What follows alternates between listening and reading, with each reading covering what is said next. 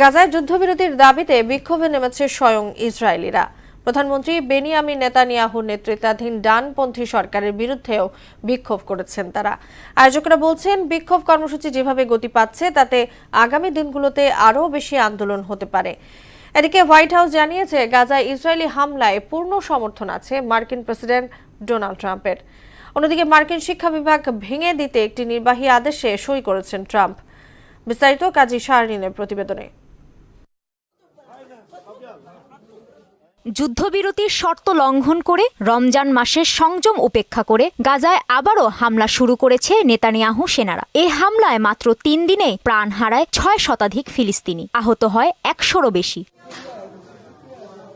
এই বর্বরতার নিন্দা জানায় পুরো বিশ্ব, বিক্ষোভ হয় বিভিন্ন দেশে। তবে এবার বর্বরতার বিরুদ্ধে বিক্ষোভ করছে ইসরায়েলিরা। গাজা উপত্যকায় নতুন যুদ্ধবিরতির দাবিতে তেল আবিবের রাস্তায় নেমে বিক্ষোভ করছে কয়েক হাজার ইসরায়েলি। তাদের দাবি, যত দ্রুত সম্ভব গাজায় যুদ্ধবিরতি শুরু ও প্রাণঘাতী হামলা বন্ধ করার। এছাড়াও প্রধানমন্ত্রী বেনিয়ামিন নেতানিয়াহুর নেতৃত্বাধীন ডানপন্থী সরকারের বিরুদ্ধেও বিক্ষোভ করছে তারা। ইসরায়েলের গুরুত্বপূর্ণ সড়কগুলো বন্ধ করে দিয়েছে বিক্ষোভকারীরা।